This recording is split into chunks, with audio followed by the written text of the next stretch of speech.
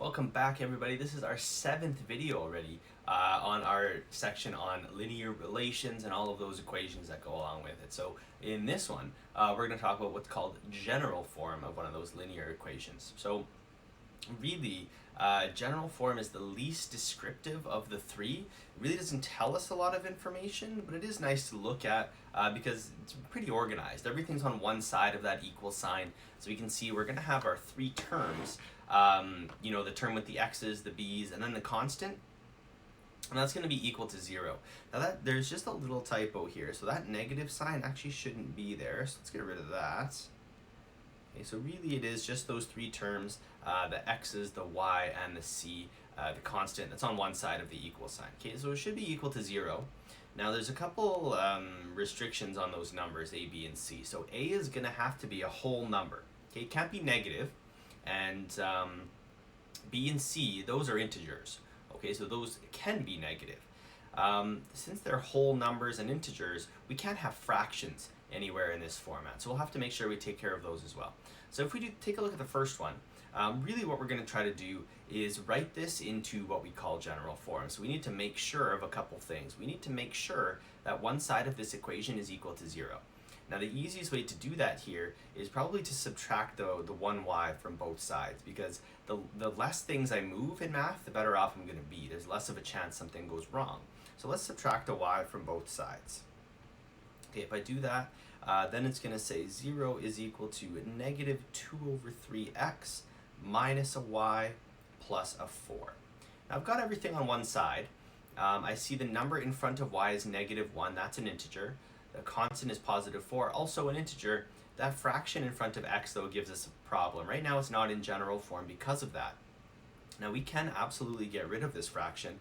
So we can take the entire equation, excuse me, we can take the entire equation and we can actually multiply it by something to make the fraction and the negative go away. Because remember, the number in front of x should be whole numbers. Okay, those are non-negative. So we can actually multiply this entire thing by negative 3.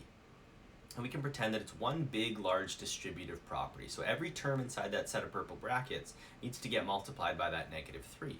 So our form will turn into 0 equals, this is going to be a 2x plus 3y minus 12. And now you've got it in general form. If you don't really like looking at it this way with the 0 on the left, we could write it the opposite way as well. So that 2x plus 3y minus 12, that's actually equal to 0. Okay, so really all this does for us is put it on everything on the left side. I know my a, my b, and my c, they're all numbers that don't have fractions.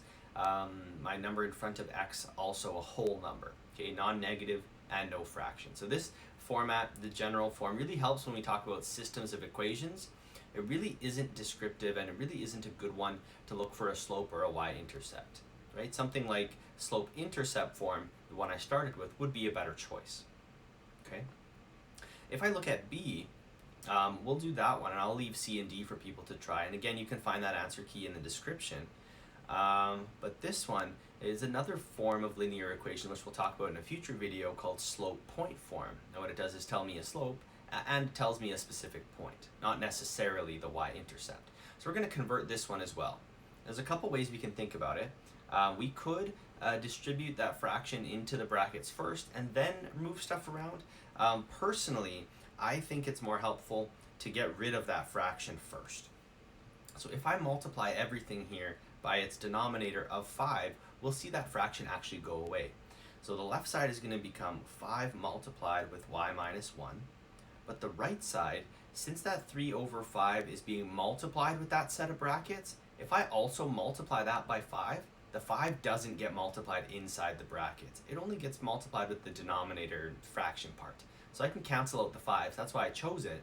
So really this is going to be 3 multiplied with x plus 2. Now this is much easier to deal with. I can do distributive property on both sides of the equal sign, and then I can collect everything on one side. So 5y minus 5 equals 3x plus 6. If you were to distribute the fraction inside first and then multiply by 5, you would end up with the same thing anyways. We just didn't have to deal with the fraction.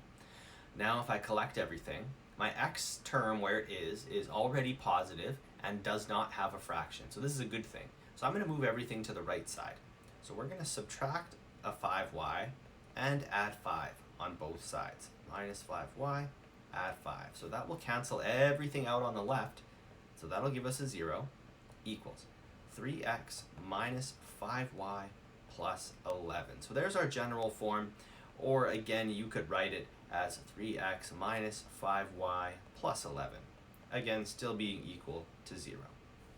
Okay, all of the numbers, you see x is its coefficient is a whole number, non-negative, no fraction, but b and c are definitely integers. So really this just makes it look a lot nicer. Okay? So you can try out c and d, and you can try to convert them into general form, and again I'll have the answer key listed for you. Now if we talk a little bit about intercepts, this is where general form actually comes in handy. If I'm going to go find an x-intercept, that's the point where the graph will cross the x-axis. Okay, so the coordinates will always have a y value of 0. The opposite is true for a y-intercept. They'll always cross where we call the y-axis. Now their x-coordinates will always have a value of 0. Okay, the opposite is true. The reason why that becomes super helpful for general form, one of the terms actually disappears when we go to actually find the value of the intercepts. So we'll do this first one, and again I'll leave the other one for someone to try. So we're going to let x be equal to 0.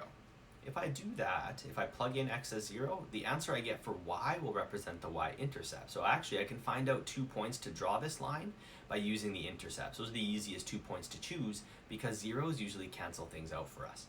So if I actually plug in a 0, I'll write the equation first. So 3x plus 2y minus 18 is equal to 0. So 3 gets multiplied with 0, plus 2y minus 18 equals 0. So if we work our way down, 2y minus 18 now is equal to 0. Notice that other term is gone because 3 times 0 is just 0. Add 18 to both sides, so 2y is equal to 18, which means that y is equal to 9. So therefore, that's what the little symbol is, therefore, our point is 0, 9. And we should be able to plot that. So my x-coordinate 0, y-coordinate 9. This is my y-intercept. That's what this is telling us. If we then go ahead to find the y-intercept, the x-intercept, we're going to let y be equal to 0. And we'll do the exact same process, and sorry, my face is in the way. We'll do the exact same process, however, we're going to substitute in y as 0 this time, not x. So we'll write the equation again, 3x plus 2y minus 18 equals 0. Put in y as 0, y is 0. So 3x minus 18 is equal to 0. 3x is equal to 18. Divide both sides by 3, x is equal to 6. Okay, so that means that therefore my point is 6, 0. So give me a second here. 3, 4, 5, 6. Okay, so my point's down there. Okay, so 6, 0. Now that I've got 2 points, I know that there is only one unique line that can connect them. And there you go. Actually, I kind of missed. Let me try that again. It's the bad part about not having a ruler. Okay, but there we go. Close enough. So there's my line. Does connect both of them. So it doesn't have to be perfect, but again, it is a line, so it should have arrows. Okay, and there's my 2 intercepts. As long as I have 2 points, I should be able to draw the line. So you can try out B. Very similar. Now there's just a couple more where we can talk about now what happens if I'm given this general form equation and I'm asked to find the slope. I can't just look at it. So if I just look at the coefficient of x, because usually it's mx plus b for slope intercept, right? I can't just look at it because it's not in the same format as that slope intercept equation. I really should be trying to rearrange this so I get to that y equals format. So let's do just that. So I'm going to put the y term on the other side of the equal sign. Really, I want to get it to so it says y is by itself. So the left side becomes 3x minus 16. That's equal to 2y. At the moment, it still isn't in that slope-intercept form because it's got 2y is equal to something, but I need it to just be y equal to something. So let's divide everything by 2 at this point. So then this says 3 over 2x. We'll leave it as a fraction, again, because that's the slope. It'll tell us the rise and run. So leave it as 3 over 2. This will be minus 8. That is equal to y. So by rearranging it into slope-intercept form, slope-intercept form, we can see now that the slope is 3 over 2. I didn't know that before, and I'm looking at it, the number in front of x is just a 3.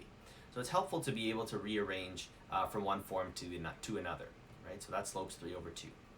So again, people can try B out, and again, I will make sure the full answer is in the description box. So let's talk about horizontal and vertical lines. Okay, so this was the other types of slope, or these were the other types of slopes we could have.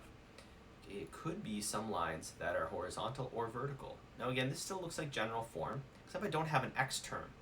I should be able to, however, solve for y and approach this the same way. So let's make y by itself. So we'll add 4 to both sides, so that 2y is equal to 4, which means that y needs to be 2 for this equation to actually be true. Which means if at every point the y value is equal to 2, you really what you have is, a line that's horizontal going through the y value of 2. Every point on that orange line, maybe I should make that straighter. Every point on this orange line is going to have a y value that's equal to 2. No matter what you choose for x, the input is not relevant here because in our equation, there's no spot for x. X has no effect on the value of y. It's always going to be 2. So my horizontal lines are when I have a y equals equation because the y value is constant. If x is the same or very similar, for this one I've got no y term in my general form. So 4x is equal to negative 20, so x must be equal to negative 5. The same thing is true here, except I need the x values to all be negative 5. So on this vertical line, all of the x values actually pass through the point where x is equal to 5. Every point on that red line has the same x value. It's y's that are changing. But even if I input the value of x, there's no real dependency on it because no matter what you pick for y, the x's will have the same value of negative 5. Okay, so this is how we can talk about horizontal versus vertical lines. And remember, the red lines have slopes that are undefined. The orange lines, the horizontal ones, slopes that are equal to 0. They're flat. There's no rate of change. Okay, so that really is all general form is. Writing an equation in such a way that everything's on one side, so it's all equal to 0. There's no fractions. Coefficient of x is positive, so it's just a nice way to look at it. Now, you can always type your original expression into a graphing calculator, like Desmos is a good one, and then type the form you think it is. As long as you're getting the exact same graph overlapping, you know that your two forms are correct. So I can show you what that looks like as well. So you just give me 1 second. Let's pull up a tab here of Desmos. Okay, so here's what Desmos looks like. Just a graphing calculator. So you can type into your search bar there, desmos.com, go to graphing calculator, and here I can type something in. So let's type in one of the ones that we just did. So 3x minus 2y, and you can see the equation, the graph changes in real time, which is kind of nice. We can kind of play with the features and see how it works out. So there's this one we just changed. And we changed it into slope-intercept form. So I'm going to type in 3 over 2. That was x minus 8. And I'm actually going to make sure it says y equals. So I really am being, consistent here. And you can see that my red one was general form. My blue one was our slope-intercept form. So really, they overlap perfectly. And it does really show that these are exactly the same line, regardless of the form it's in. So you can do that as a little check for yourself as you're going through some of these. Maybe if you don't get the same line, maybe you had a plus 8 instead, and something happened here. So let's change this to a plus 8. Now you can really see that those lines aren't the same. Okay, so this is a good way for people to double check if you're trying these. So I hope that you find these helpful. Hope they do benefit you in some way. And again, you can follow me on Instagram, follow me on Twitter, reach out if you have a question about any of this, and I will be more than happy to help you out. But until then, we'll see you in the next video when we'll talk about the last form of linear equation, slope point form. So take care, everybody. We'll see you next time.